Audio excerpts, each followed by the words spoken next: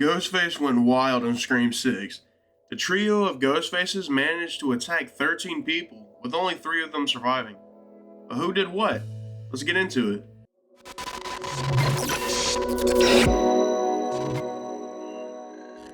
Welcome back, I'm Sippin' Ice, and today we are going to settle who killed who in Scream 6.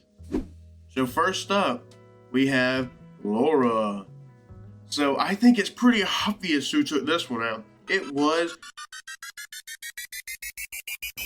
Ethan. No, I'm just playing. I'm just playing, dog. I'm just playing. It was Jason. He even took his Ghostface mask off during it, so that way we could just be like, all right, here you go. This is who did it. All right, we appreciate that, dude. We appreciate it. So Laura was the first kill, and it was by Jason, one of the 4 Ghostfaces, if you want to say. And next up, the next death was Greg, and I'm going to pair it up with the next one, which will be Jason, because I think the Ghostface that killed both of them was the same one. I think there was one Ghostface and took both of them dudes out. And the Ghostface I think it was Detective Bailey. I think Detective Bailey did that because right after that scene, we see there's a party going on. You know what I'm saying? There's a party going on, and we see Ethan is at the party with Chad, Tara, and all them. So it's obviously not him. And Quinn, she was a little busy. She was a little busy with Paul 2.0, if you know what I'm saying. So next up, we have the bodega patrons. This is where Sam and Tara get chased into the bodega. And this was, obviously shown on all the trailers because it was a crazy scene. And there's 3 kills in there. I mean, blink and you miss it, one of them, honestly, because at first I thought it was the same guy, but no, it was just another bald head guy.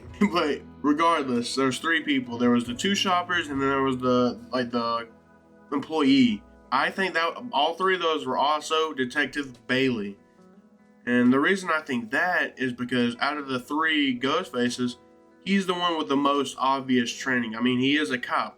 Regardless the fact that he is a Ghostface, he does have a lot of police training.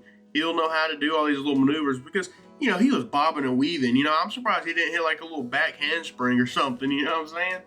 He went off. He went crazy. So the next one we have was someone that everyone already knew. He was either going to be a Ghostface, which I was in that boat. I thought he was going to be a Ghostface because we didn't really see anything of him. At the same time, the other camp was like, hey, since we're not seeing a lot, he's going to die pretty much instantly.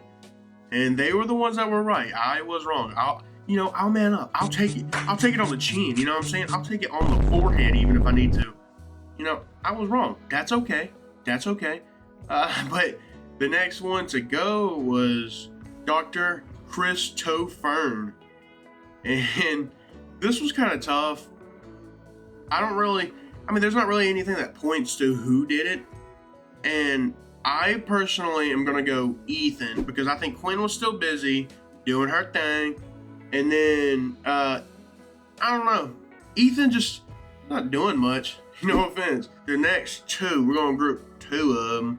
I think both of them were done by Detective Bailey. And the reason I think that is because, obviously Quinn faked her death in that scene, so it's not going to be her. Ethan, he kept hammering home, I was in school. You can check it. Check it out. You know what I'm saying? Let's go check it out. You know what I'm saying? Like, I think he kept hammering that home because he already knew people were kind of, especially Mindy. She was already like, you're Ghostface, buddy. You're it, dude. You're it. Which, by the way, do love the little call back to when Mindy was like, I got it wrong again. But I'm sorry, Mindy, but you was right, big dog. And you did have to find out kind of the hard way, which it made you think you were wrong, but you were right in the end. So I think it was Detective Bailey.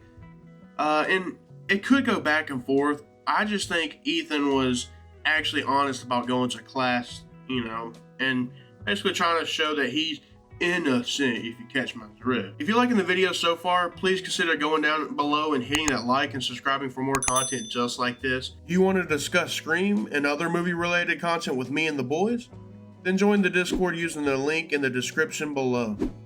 Gail's boyfriend. Ugh. I don't like this guy. Not, dude drop don't deserve this. Anyways, I'm just messing. Gail, you gotta move on eventually. I'm just not gonna be able to move on. That's just me. But Quinn was the one that took him out. Obviously, I don't think Quinn was the one that at least originally called. I think that may have been Ethan that called, maybe. Just because, again, like I said, he's been lacking, so we're going to give him the call. Maybe he was the one that called Gail. But the attacker was Quinn. I mean, she confirmed it, literally herself. She confirmed it. She was like, yeah, I'm the one that did it.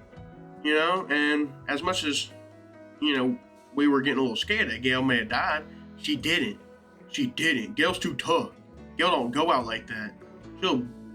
She about did go out, but she ain't gonna take that lane down, even though she almost did, dude.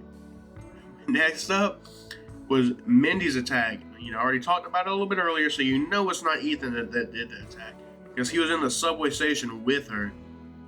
And since he was in there with her, he didn't do the kill. Come on, man, just piece it together, dude. And then Bailey was at the police station still, because we get, you know, he calls Sam's like, hey, you know, Kirby's not in the FBI, you know that, right? And Sam's like, no, I didn't know that. And he's like, yeah, she's not in the FBI. And Sam's like, oh, that's crazy. And then Bailey's like, yeah, man. And then he was like, what are you doing? And she's like, nothing. And he's like, oh, okay, that's what's up. And she's like, yeah. And then Detective Bailey could kind of tell she's trying to get off the phone. So he was like, all right, well. And then Sam was like, all right, well, I'll talk to you later. And Bailey was like, oh, yeah, okay, well, all right, bye. Well, not all that really happened. That was really just me trying to, you know, rizz up somebody. Neither here nor there. You know what I mean? With all that being said, the next up, old Chad Superstar.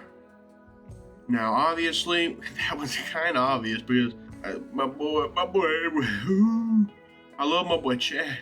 And obviously, he got lit up by two ghost faces. Crazy. Obviously, we know people that have died by two ghost faces because the two ghost faces participated.